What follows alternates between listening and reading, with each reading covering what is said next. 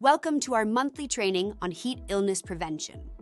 Today, we are going to talk about how heat can affect you and what symptoms you should watch out for. A heat-related illness can often affect you before you even realize it, so it's important to be very aware of the signs. There are a significant number of heat-related deaths each year. However, experts say that these statistics are incomplete. Here's why. Pre-existing medical conditions can significantly increase an individual's vulnerability to heat. The stress of a hot day can increase the chance of dying from a heart attack, other heart conditions, or respiratory diseases such as pneumonia. These causes of death are much more common than heat-related illnesses such as heat stroke. Thus, this indicator very likely underestimates the number of deaths caused by exposure to heat.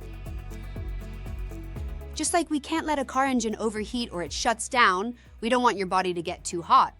Let's start by talking about heat. Where does the heat come from that causes our bodies to overheat? Environmental factors to consider include air temperature, measured with a normal thermometer. This is the temperature of the air around us. Although it is the easiest factor to measure, it is the least important under hot conditions. If air temperature is the only measurement taken, it is difficult to predict how workers will be affected by the heat. Humidity, this is the amount of water in the air. Under hot conditions, people feel even hotter when the air is more humid than when it is drier. Although a person will sweat, the sweat will not evaporate as quickly if the air is filled with moisture.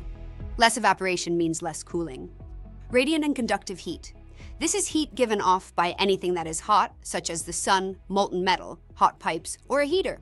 It eventually heats the air, but heats people more quickly. Radiant heat affects any person working in sunlight or near a work process that radiates heat. By simply moving from sun to shade, a person can feel the difference that radiant heat makes. Physical activity, body temperature, increases with physical activity. Under warm or hot conditions, physical activity can increase the effect of heat on a person. Protective clothing. Clothing can shield a worker from radiant heat, prevent sweat from evaporating, or help to transfer heat. Protective clothing that is not appropriate under hot conditions can be a problem. This includes clothing that does not allow air or moisture to pass through it, air or water vapor, impermeable clothing, or multiple layers of clothing. There's more to measuring heat exposure than just taking the temperature. NOAA has developed a heat index system that calculates humidity levels and air temperatures to give people an idea of how hot it actually feels. They use the heat index to warn the public about hot weather emergencies. OSHA has divided heat index values into 4 bands associated with 4 risk levels. These colored bands differ slightly from those appearing in the NOAA heat index chart, which was developed for the public. The NOAA bands have been modified for use at work sites. There are more complicated methods too. Professional health and safety agencies have developed testing that can be done to set safe heat exposures depending on the type of work that is being done.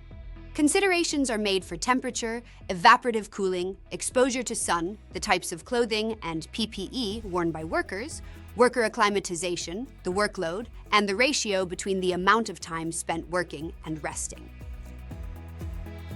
Obviously, heavier workloads result in increased risk for heat disorders. You may ask why? Look for body temperature increases with physical activity.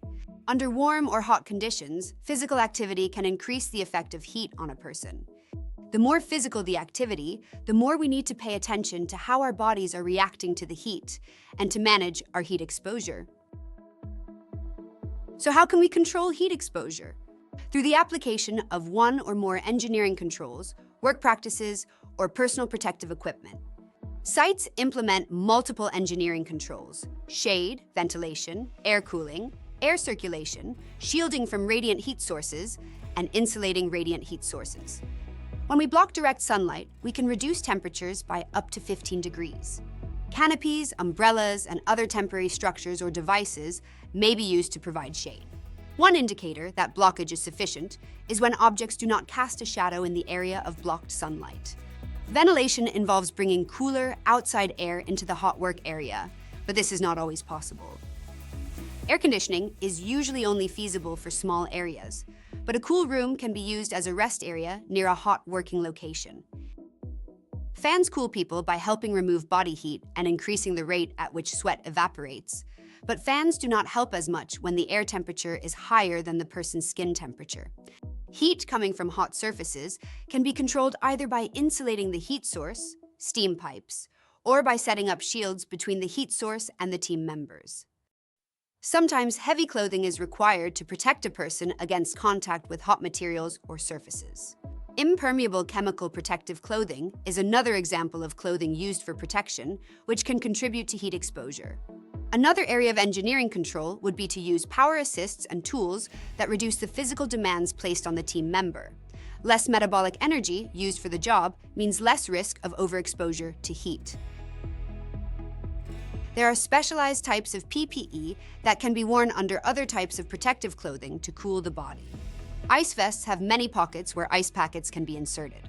Water-cooled garments have a battery-driven pump that circulates coolant through chambers in the clothing. Another system uses an air supply to circulate air around workers in impermeable suits. A more common technique that might be considered as PPE is to wear wet clothing, headbands, or bandanas. This could also be considered a type of work practice control. The primary way to ensure you or your team members manage your exposure to the heat is within your control. The following work practices can be very effective. Using intermittent rest periods of no less than 5 minutes to recover from the heat. Resting within cool recovery zones or shaded rest areas. Drinking small quantities of water frequently, up to 4 cups per hour. Using the buddy system, work in pairs, when working in hot conditions. Monitor other team members for symptoms. Pacing the work or reducing the physical demands of the work. Scheduling work for cooler times of the day or when heat-producing equipment isn't being operated. Wearing light, loose-fitting, breathable, like cotton clothing. Not everyone is affected equally by the heat.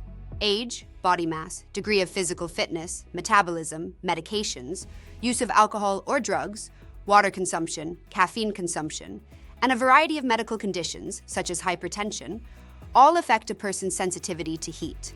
Another factor is whether or not a person is accustomed to the heat. By gradually being exposed to work in hot conditions, a body develops a greater tolerance for the heat.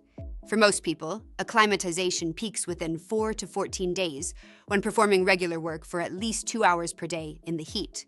However, it is difficult to predict who will be affected by the heat or when someone will be affected. So we need to always be on watch for ourselves and for our team members. If you or your team member are experiencing one or more of these symptoms, a headache, dizziness, or fainting, feel fatigued, weak, or have wet skin, become irritable or confused, thirsty, nauseous, or vomiting. These are the early signs that you need to cool off, rest, and drink water to let your body recover. If you don't, you could develop some of the more serious effects of heat. People react to the heat differently, so you or your team member may have just a few of these symptoms, or most of them. If you or your team member start to feel confused, or if you vomit or become faint, you may be having a more serious response, heat stroke. Skin is hot and dry. Sweating is the main way our bodies cool off, so not sweating is a very serious emergency. Skin appears red in color, body temperature is 103 Fahrenheit or higher, mentally confused or delirious, may have convulsions or become unconscious, may be confused, unable to think clearly, pass out, collapse, or have seizures, fits. If this happens, get immediate medical attention. Again, move to a cool, shaded area and take more aggressive steps to cool down the body. Soak clothing with cool water. Fan body vigorously. Never leave the team member unattended. Provide a bit more aid for a team member suffering from a heat-related illness if they are dizzy, lightheaded, or nauseous. If they're dizzy or lightheaded, lay the team member on their back in the cool environment and raise their feet a few inches. Continue providing the team member with small quantities of water, up to 4 cups per hour. If they're nauseous, lay the team member on their right side. Again, continue to provide water. Now let's review a case study putting all of the information together. Jeffrey is a new team member. On his second day, he works hard for long periods without a break. In the early afternoon, his team member Peggy looks over and sees that Jeffrey is sweating profusely and is acting strangely. Peggy asks Jeffrey what's going on. Jeffrey says he has a slight headache and feels dizzy. What should Peggy do? Answer: move Jeffrey to a cooler place to rest in the shade. Give Jeffrey water. Notify the supervisor. Peggy has Jeffrey sit down and gets him some water. Jeffrey tells Peggy that he says he wanted to show he could work hard and didn't drink much water because he didn't feel thirsty. What had gone wrong? Jeffrey wasn't used to working in the heat. He should have had less intense work until he got used to working in the heat, acclimatization. Nobody made sure Jeffrey got adequate breaks. Jeffrey hadn't consumed enough water. Don't wait until you are thirsty to drink. Jeffrey wanted to prove he could work hard. He didn't report symptoms as soon as he felt them. Thank you for your participation on this monthly training in heat illness prevention. For any questions, please reach out to your regional safety manager, as they will be glad to answer any questions you might have. Have a safe and productive day.